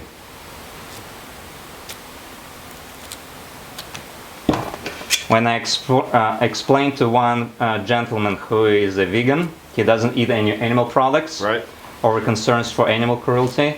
When I explained to him how I keep my bees and that I only take the surplus that they have to share without ever taking more than they can give up, and I never feed them sugar, he said, I think with this kind of beekeeping I can eat honey. Yeah. Well, these hives are stationary. Yeah. Doug doesn't move bees around. No. He doesn't feed them sugar. Right.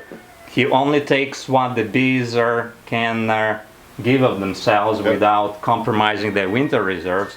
So, yeah, there is no cruelty to animals involved here. Right. And we're smiling. Yeah. I wanted to show you this frame, When Doug and I were transferring bees from a Langstroth hive with these 9-inch deep frames to the layens, see what they did in the layens? Exactly what they want to do in nature. They filled the whole part, the top part in honey, and they left empty cells underneath. So even though this was the original Langstroth frame, they did want to extend it down with empty cells for wintering. And some of you may think that frames that do not have wires in them are not extractable, but let's do this frame to demonstrate that as long as there is attachment on the top and on the sides, you can extract honey even with the frames that do not have wires running through them all the way top to bottom. Right. And also look at how different this honey is. Yeah. The previous two frames, they were bright yellow in color, and this is much darker because probably this is later, late season honey. When asters are in bloom and goldenrods, it produces much stronger tasting and much darker honey. Right. And of course here it's also deposited in cells that had been used for brood rearing, so the cells and the wax themselves have become darker. Yeah. And the honey from frames that are dark like that can only be enjoyed from beehives that are not treated with chemicals. That's very important, because this dark color of the comb comes from brood rearing, and in conventional beehives, the brood chamber, where the bees rear their brood, is the place where beekeepers put chemicals to kill varroa and small hive beetles and other parasites. So if this was coming from the brood chamber of the conventional hive, it would not be fit for human consumption, right, because of the repeated exposure to chemicals that get absorbed into wax and end up in honey too. But because this is coming from completely chemical-free beehives, we can safely enjoy this very flavorful honey from the very dark frames. Interestingly, the dark comb in itself has a certain flavor too. So it lends to the nectar and honey deposited in it a flavor of dried fruit. So this will be very intense flavor of prunes and dates and dried pears. And this is the kind of honey I grew up eating as a child, and one of the reasons why we started beekeeping after coming to the United States is because we couldn't find anyone selling dark comb honey. To me, this is the most delicious part of the honey production. Another reason why it's so superior to light colored honey is that the brood chamber is where the bees deposit a lot of pollen. Right. Because pollen is their source of protein and what they use to give to the larva to grow the larva into adult bees. So dark comb honey like that from the brood chamber will also have pollen counts through the roof. Right. Which is definitely good if you want to get a hold of your seasonal allergies in your local area. Yeah, you know, we determined it just by putting a drop of it under the microscope and comparing honey from the brood chamber to honey that's just this transparent honey that's been filtered and taken from light colored comb. The difference in terms of the amount of honey was 1 to 300. Wow. This had 300 times more pollen in it than the light colored comb that has not gone through the brood chamber and did not have any pollen deposited in it.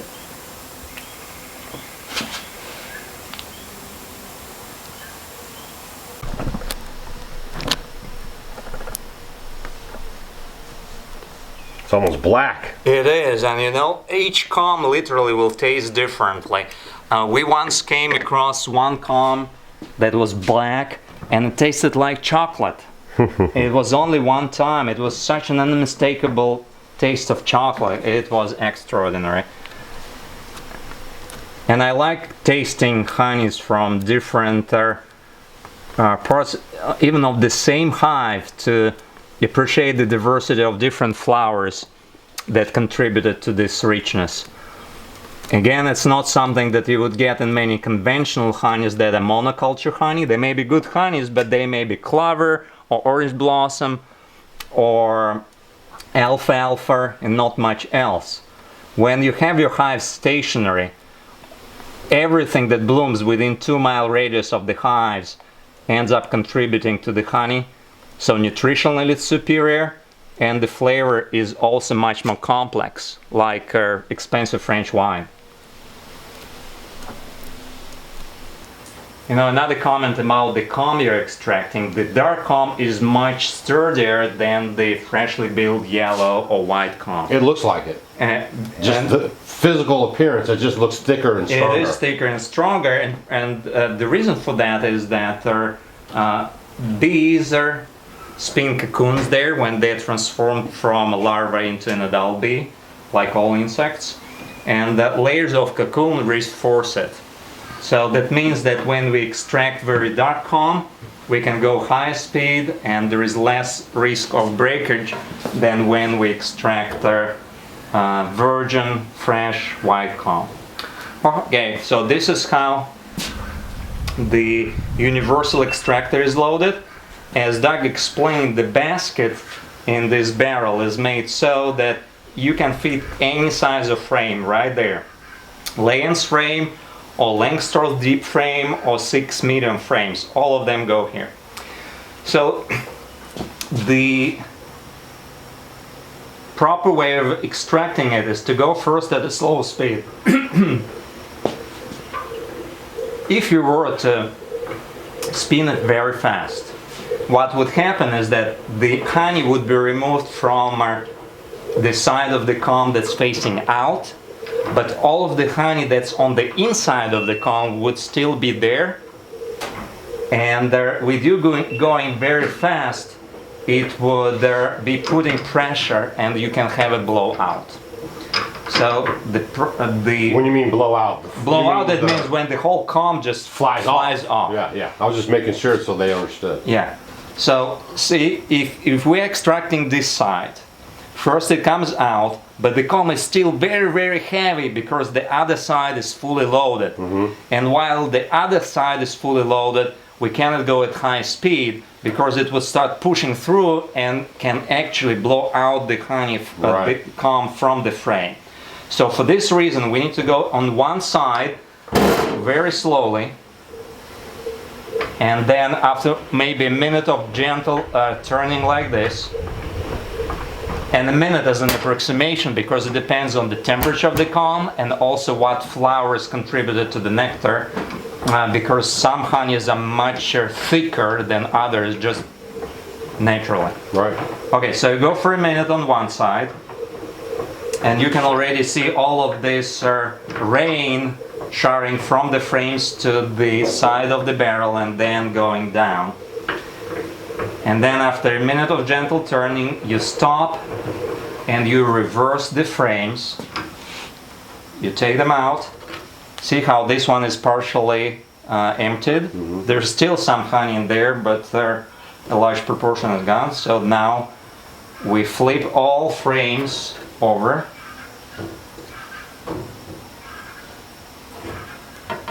And then we'll start spinning slowly and then fast again. Now that we're doing that, there is no weight on the other side to push out the comb out of the frame. Right. So eventually we can go much faster. And in addition to the quality of manufacture of the machine, what helps avoid vibration during extraction is loading the frames of approximately the same weight. Yes. Then this way it will be well balanced. And even though here we didn't really match them exactly, you can see how with this universal lens extractor, it's so stable. It's not like you need to spin and then the whole family is holding it together so it doesn't dance around the floor. We had the other spinner on the pallet with rubber knobs on the bottom, and we'd stand on the pallet.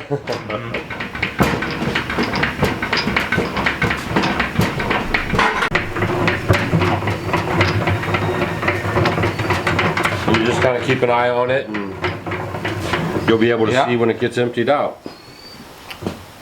Actually, now you can even feel it by how easy it starts going. Right. See, this side is completely empty out, and we didn't have to go too fast. Right. And this is what I like about these extractors, where the frames are positioned so that the force of rotation takes it out perpendicular to the movement. Right. There are many extractors where the combs are positioned like that, like rays of the sun. There it takes a much higher speed, and that means higher risk of breakage of the comb because of all this force. Here it extracts very quickly, but very gently, so that the combs rarely break. Yep. And that's exactly how the other spinner was too. It had slots real quick. So here's another one. See, there are no wires in this lower portion, but it's there without any breakage.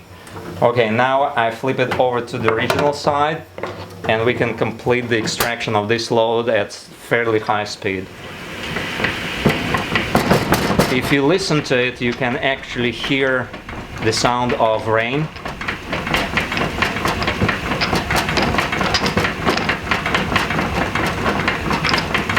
And this is the sound of droplets of honey hitting the wall of the barrel as they fly out of the comb.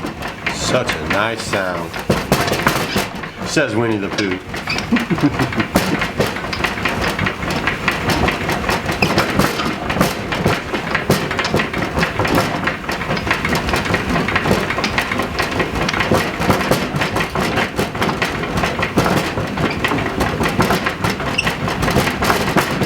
Now it starts to dance a little bit, because for demonstration, the reason for that is for demonstration we loaded two kinds of frames. This one that was converted from Langstroth has additional wooden framework here. This is why the weight is not the same as in the other frames. Right. But this is about it. So if you look at it, it's a little bit moist, but that's how it should be. And then almost all honey is out and ready to be poured out, either straight in your container or to be filtered and then bottled later. You like to drain each time you do a spin, or do you let a couple spins go then drain, or what's your preference?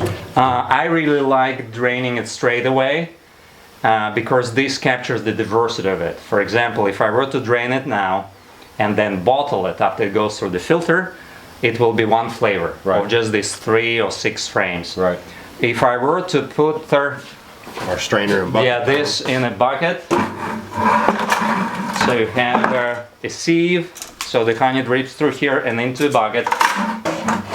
So if you keep extracting until the whole bucket is full, of course it's more convenient. Right. But then all of the flavors would be mixed together. And even if you look at the different frames, you see that they look different, the flavors will be different. Yes. So the smaller the batch you're extracting and bottling, the more diversity of flavors you're actually able to capture. I see. So you would definitely try to bottle this right off. Yeah, and actually, the only reason you are doing this with straining is that when honey comes out of this valve, and the honey first goes through the filter into this bucket, and then you use this valve on the bucket for actually pouring it into jars. The only reason is that the honey in the barrel may still have small bits of wax there that detach themselves during extraction. Well, truth be told, it may also have an occasional small hive beetle or wax moth there. So when I bottle for my personal consumption, I just pour it straight from here into a jar, because I don't mind some flakes of wax eventually floating to the top. It's almost like cream on top of your pot of yogurt. But if you are using it for sale or long-term storage, or you just don't want the small hive beetles or something else ending up in a jar, then using this arrangement with the double sieve made of stainless steel. Never use aluminum, because aluminum actually can react with honey and contaminate it with aluminum, and you don't want aluminum in your diet in this quantity. So stainless steel sieve and the bucket. Some people frown on the use of plastic, because actually honey can also react with plastic, but it depends on 2 factors: temperature and length of time that it spends there. So for example, I never store honey in plastic containers long term. I still use a bucket like that for bottling, but honey ends up spending there maybe half an hour, and then it's over. If I were to store honey, I would only store it in stainless steel or glass containers. That's all we do. We just use this for the initial process, and then everything goes in glass. And that's food grade plastic too. You know, it does matter a little bit, but yeah. Well, this is the whole setup. Don't extract too many loads before you drain it, because as the level of honey keeps going up in the barrel, Right. if it interferes with the rotation, Yeah. And then you have a big mess. All your exactly. frames are covered in honey. Yeah. So you want to open this up and let her yeah, run? absolutely. So make sure this one is closed, right? Yeah. Closed tightly.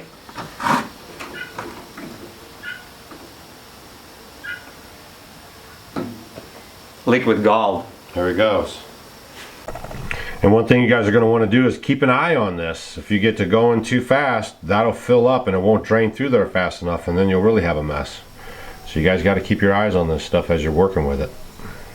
But that's nice. It is. You know, so many producers want to produce more and more and more. And yes, you can produce honey by the ton, but is it still as pleasurable as having it on a small scale? It is not. I read a book by a famous European honey farmer who was producing many tons of honey every year.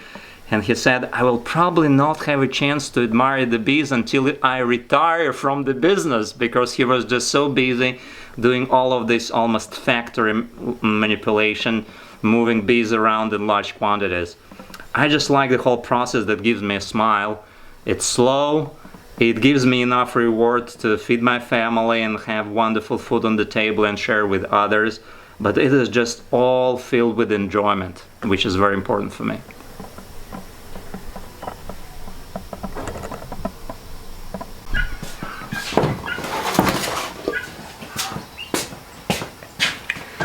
Yeah, I find it a very convenient setup. I get these stainless steel racks from Spain, and they're just wonderful for small scale production and uncapping. If you wanted to, you could even clip them to the top of a 55-gallon drum and have all of the cappings fall in there to be later separated from honey and melted down for wax.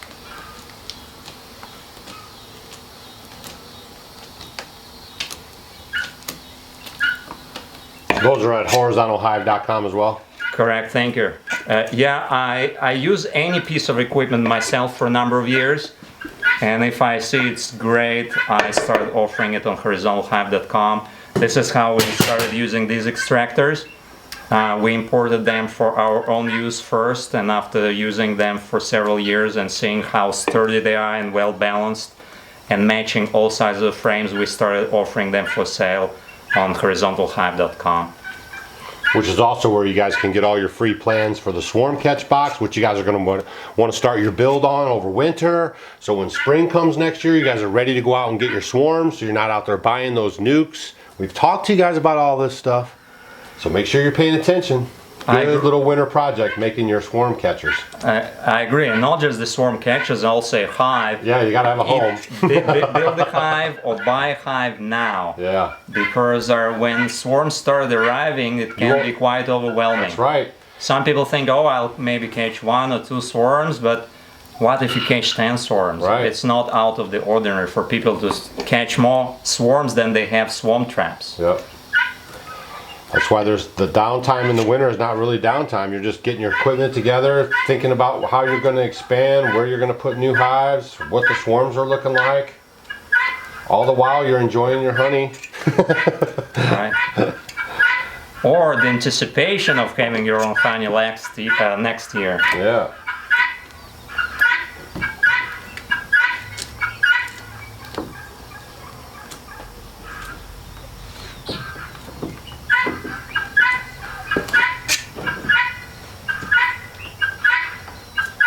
When the frames are fully extracted, you have several options. One option is to put them out for the bees to clean out.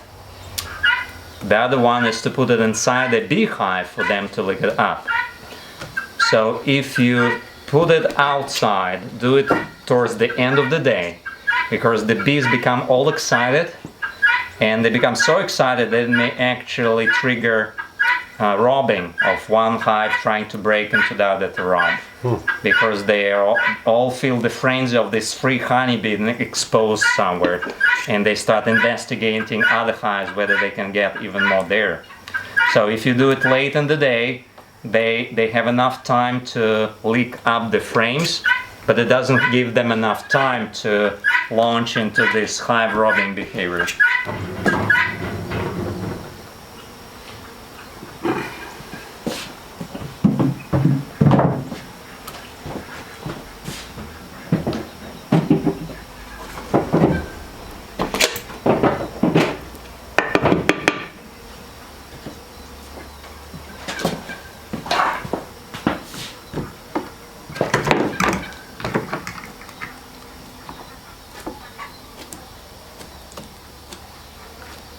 This would be a good time with this, like we're doing this October extraction. That's another reason why you'd want to leave these out there if you can, to have them feed off of it, is because they're limited on their food supply already, isn't it?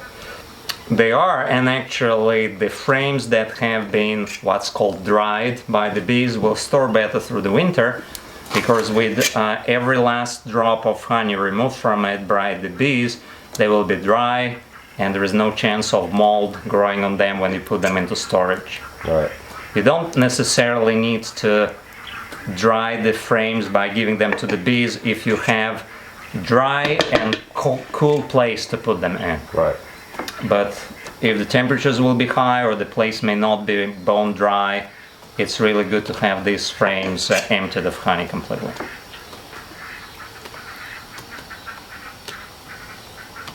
And still another reason why late extraction is so beneficial is that around this time of year the wax moths and small hive beetle start slowing down. So when these frames are free of honey, you are no longer concerned about wax moth or small hive beetle damage.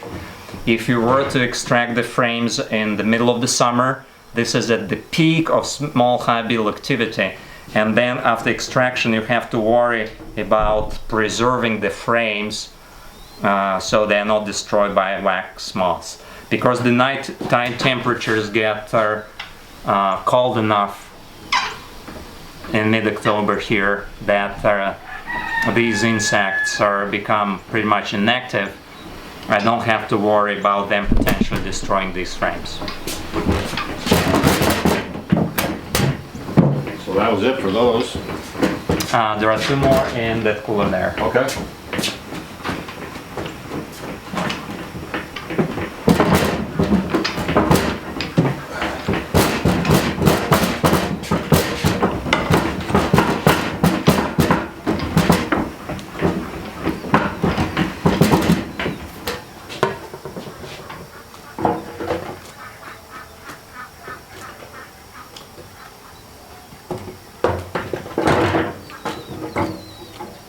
Yeah, what a difference from combing the dark stuff to combing this blonde stuff here.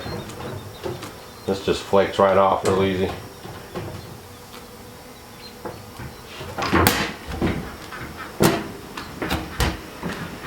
The cappings too have a flavor of their own. Yeah. And it may be such a distinct flavor that for a very long time it was believed that bees put a little bit of venom under the cappings to keep honey fresh. They probably do not do that, but cappings can have some very, very unique flavor to them. Sometimes they start like giving a tingling sensation to the tongue, as if you ate some echinacea or spearmint chewing gum.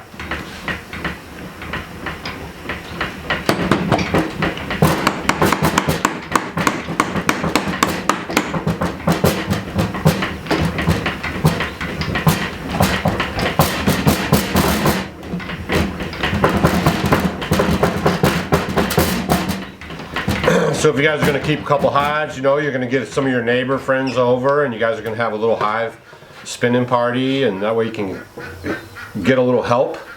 It's good to have a little help, and then you'll also, you know, make some friends and give away some honey, and maybe even educate folks about how the bees operate and why they're so important to us.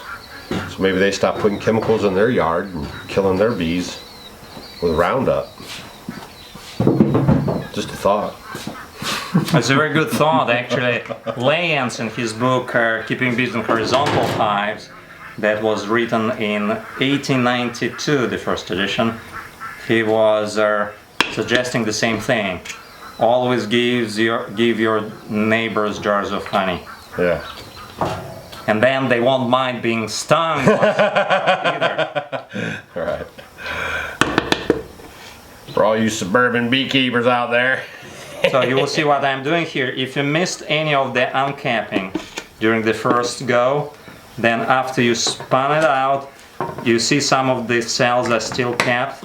So you can uncap it right there and scratch all the cappings and give it another spin and extract it to fully extract the cells that had been sealed.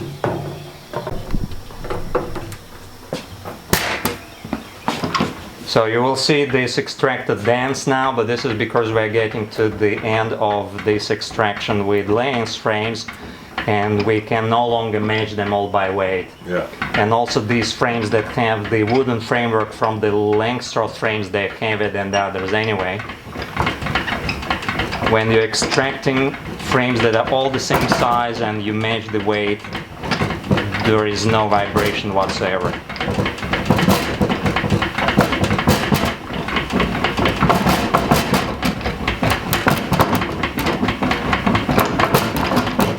So when you're keeping bees with a smile, you can do the happy dance. Alright, this is done. Yep. Done. This I will give a spin on the other side when the other frames are ready. Do we have more? That's one. So when you are down to the last frame, if you only have one or two, you need to use a frame that you already extracted just as a counterbalance, yeah. So put it back in and finish the extraction of these frames. Again, don't go too fast first, because it's your job to gently remove honey from one side before switching it over to the other side and then going at full speed. Otherwise you may damage the comb in the process. It's just flowing. Look how dark it is. Man. And when you're at the end of the extraction, you can just tilt the extractor forward a little bit. Yep. So you get it all.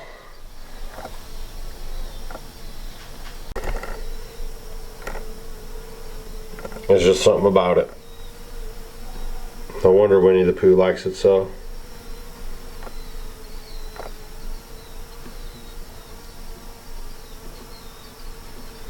So now we're uncapping the deep Langstroth frames that you will find in almost all conventional American beehives. You can use the same rack by just hanging them on the same tines, like on a fork, and you do the uncapping and you put them in this universal extractor that can hold 3 frames like that without you having to swap out the basket for a different size.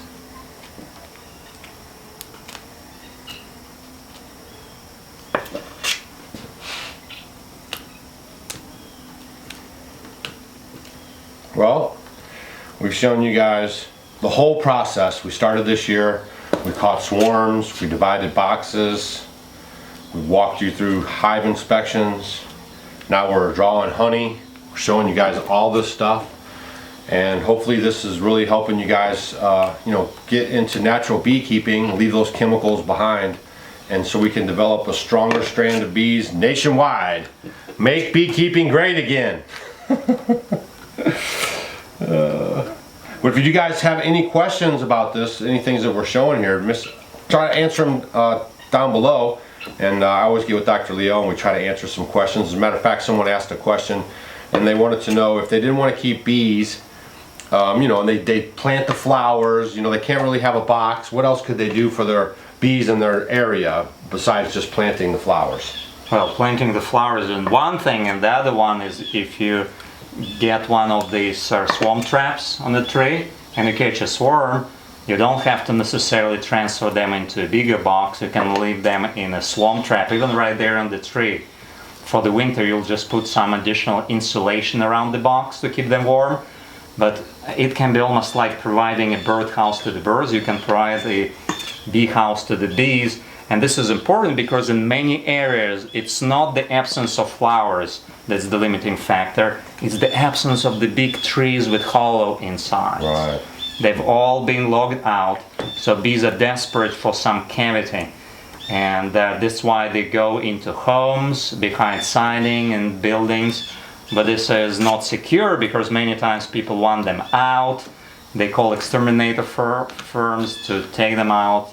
But you can give bees a good home just by hanging one of these swarm traps. And the swarm trap again is this. Okay. It's in the car already. Yeah, it's just a box that we put together that basically is like a beehive, but really small, just so that swarm can find a place to move into and feel secure. And then you'll just go on about moving that into your permanent home. But we showed you guys how to do all that, so make sure you watch those videos over the winter especially, so you can keep versed in all this stuff, because when we hit spring next year, you guys are going to be excited about beekeeping. Yeah, and I agree with Doug. You know, there is this feeling of completion when you harvest honey, but also understand that this is the beginning of the new season. Right. With all of this comb that we got extracted and empty for the bees, that's the foundation of them flourishing in the next year. That's right. Of course, they could do without that, but they would need to build things out from scratch. When you give them the new comb that's already been built and emptied of honey in the spring, the queen can start laying eggs in larger quantity. They can start storing honey, and your operation becomes more sustainable and thriving. And before too long, instead of the problem of keeping your bees alive, as most beekeepers' concern is today, you start having the problem of having too many bees. Which is exactly what happened to us this year. We ran out of, I didn't have any more hives to put them in. We could have split like 7, 8, 9 times just this year, but we just didn't have the housing for them. So it is true what he's saying. We went from trying to fight to keep them alive, to leave them alone, the hands-off approach, natural beekeeping, to having so much abundance. Yeah, and because winter is such a good time for making plans for the next year, I'm teaching the last 2-day beekeeping class of the year. It will be in southern Missouri, in Kabul, Missouri. All information is horizontalhive.com. It is October 24th and 25th, 2020. And if you want to attend, I know it's a very short notice, but you can get $50 off the registration fee with coupon code OFFGRID. OFFGRID, 1 word or 2 words, doesn't matter. And it's October 24th and 25th, 2020. And this coupon code is only good for this last remaining workshop of the year. That's full 2 days. Doug attended it a week ago and reported it in one of his other videos. But it's a comprehensive program that walks you through the entire cycle of bee life through a year, starting from catching swarms all the way to extracting your honey, marketing your honey, restoring landscapes and creating better habitat for the bees. All topics are covered there during 2 days, and of course it includes a visit to my apiaries, and we'll be looking inside the horizontal hives. We'll be pulling honey, so everything you've seen in this video today will be also part of this program, October 24th and 25th. And again, you can register on horizontalhive.com and get $50 off the registration fee using the coupon code OFFGRID. It's a one-off deal. Thank you. Yeah, we had a great time last week. A lot of great information, a lot of great stories, a lot of made new friends. Saw a lot of you guys there, so hopefully you guys will get some tickets. The nice thing about this one too is it's the end of the year class, so we're going over how to store your frames and everything for winter, because there is a little bit of a trick to it. You don't want to come out of winter and into spring with your hives infested with wax moths and eggs and larvae, so it's really important to know how to store your stuff properly over winter. Yeah, you know, the easiest chemical-free way of storing your comb is preserving it in cold temperatures. Right. Even if there is some egg of wax moth here, small hive, it won't be able to develop during the low temperatures. And in the spring, when it could develop, you'll already give it back to the bees and they will clean it out. Man, I could smell that. I just hit a pocket of something. Can you smell it? Or you probably smell it all. I just hit this little area right here and it just was like a fermented honey smell. Yeah. It can be intoxicating. I don't know how I'm going to drive home this time. Imagine if there was a test of honey concentration in your bloodstream and there was a legal limit on that, then I'll probably have to stay here for a week, Doug, before it airs out. We'll notice that now that we switched over to the deep Langstroth frames, we're still able to put them into the same extractor.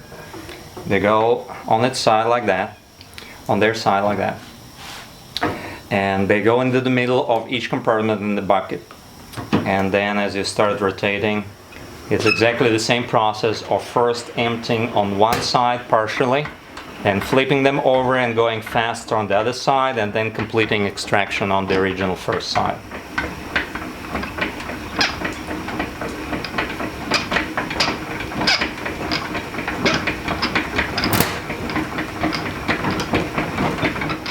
Seriously, guys, don't be tempted to just keep eating this honey the whole time you're working on this stuff. You will want to. Don't do it. Oh yeah, you know, when I sell my honey from horizontalhive.com, I need to include the note, please consume in moderation. It's like the fermenting stuff. A lot of people like that here, and they start to eat it for the first time, and they're like, whoa, man, I got an upset stomach. I had the runs, the whole nine, you know. Well, you know, when we bought our first jar of sauerkraut from a local granny in the countryside of Russia when we lived there, we finished the 1 gallon jar in the first evening between my wife and me. It was that good. Yeah. Yeah.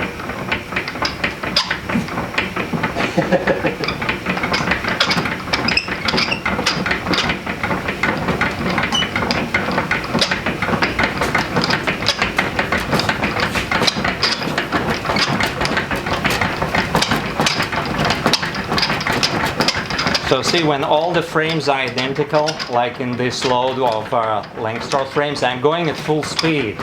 You cannot see the individual frames, they're rotating so fast that everything is blurred, but there is absolutely no shaking in this universal extractor. And I'm telling you guys, that is a big deal, because for years we used the other extractor and that thing would wobble and shake all over the place. No matter how hard I tried to level out the frames, whatever I did, it just shook. So that is something. And I would also like to mention that Doug actually purchased it from horizontalhive.com. He did pay his money for it. Oh yeah. So it's not like he's telling you it's a great thing because he got it for free. Yeah. I think most of the people that watch our stuff know, if I'm telling them it's good, I've bought it and used it. That's for sure.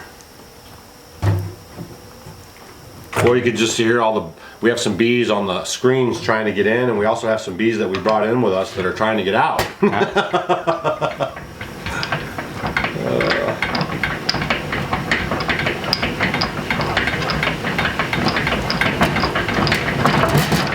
That 5 gallon pail that we have at the bottom there is about halfway filled up. And just think about that. We barely, actually in honeybee, you know, measures, we really barely took any frames or had anything to deal with, and we're gonna walk out with, you know, 5 gallons of raw natural honey,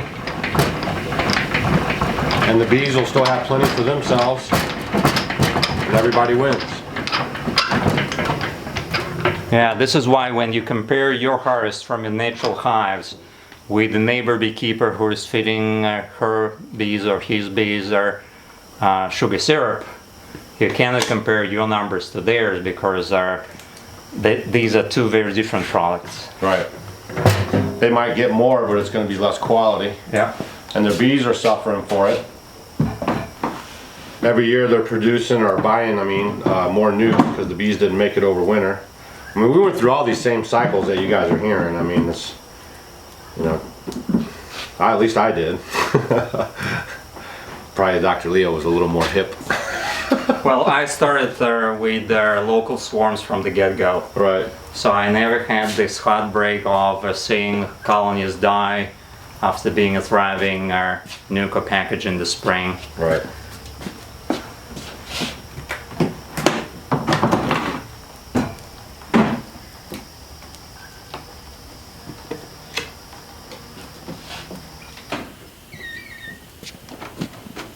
Alright, boy, we barely made that by the hair of our chin.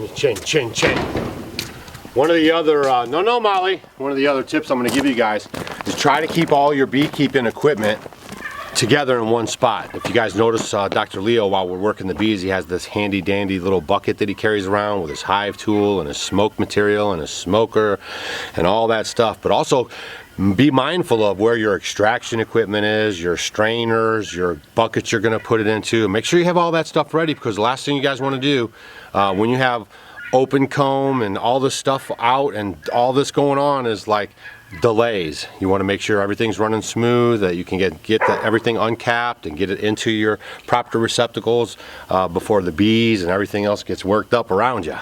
Yeah, and if your spouse starts noticing the puddles of honey on the floor of the kitchen, just give her or him a jar of honey to compensate. But you're totally right, Doug. And again, we're showing you the completion of the year that started with catching swarms, then dividing them, then now harvesting honey. And this is something that each of you can do. It doesn't require special skill that you need to go to university to get. It's something that people were doing for centuries and thousands of years without specifically labeling themselves a beekeeper. Right. And all of these simple beekeeping techniques, they were described in two wonderful books on natural beekeeping. One is Keeping Bees in Horizontal Hives. I translated this one from French, so it's available from horizontalhive.com.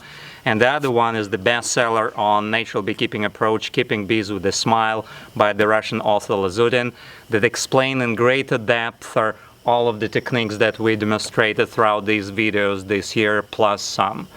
And if you would like to learn more, again, there is this workshop coming up October 24th and 25th, 2020. If you can make it there, then there is usually more in the spring and more in the fall, so I look forward to seeing you at some point there. And again, if you want to buy some honey, I sell my honey on horizontalhive.com too, but beware of you being able to do it yourself, and 1 year from now you will be able to enjoy honey from your own bees. And don't forget, he teaches you guys how to market your honey. So when you go look at his honey on his website, it's expensive because it's the best, all right? And don't forget, these hands-on classes, guys, I mean, you guys can watch these videos and it's a ton of information, and you should have your pens and papers out and you should be writing this stuff down, getting those books as references. But the hands-on class, the questions that came up at the class, a lot of stuff I told you guys in the last video, there was questions I hadn't thought of or even thought of. And so to hear them asked, it really started sparking some stuff. So when you can get in the hands-on class and be there and learning and asking questions while you're doing it, it really makes a huge difference. So if you can sign up for his class, that's great. He has more classes next year, so if you can book them maybe next year. And also, he'll be at the Homesteading Life Conference in August in Hannibal, Missouri. He's a speaker there, and we usually have a great crowd, and it usually sells out every year. So check out his website, horizontalhive.com. Again, there is a $50 off discount for this workshop only. Yes. October 24th and 25th, 2020. Just for you guys. He did that just for you guys, okay? And, check that out. Check out horizontalhive.com, the events tab. You can go to Homesteading Life Conference and just try to get your hands out there next year and start thinking about getting physically at these places where you can learn from your mentors hands-on, okay? As always, thanks for coming out and being part of it. By the way, I didn't mention the code. The code is off-grid, of course. Yes, off-grid. If you want to get this. That's right. And we'll have all that down there for you guys. First comment in the video, underneath the video in the description box, the link to his website and the coupon code. So it's a 5-hour ride for him. As you guys can see, the sun's going down. We're always cramming these videos in for you guys. We got successfully harvested our honey. We'll be putting that up in the root cellar, actually. And stay tuned for more exciting videos. And if you guys have a question, ask them down below. I'll get with Dr. Leo. We'll try to hash them out. I always try to come back to the comment sections. Thank you very much, Doug, That's and good. thank you for all your help in getting the word out. Yeah. I really appreciate it, and I wish all of you best of luck keeping bees with a smile. That's it. And we'll see you guys at the class in Kabul, Missouri.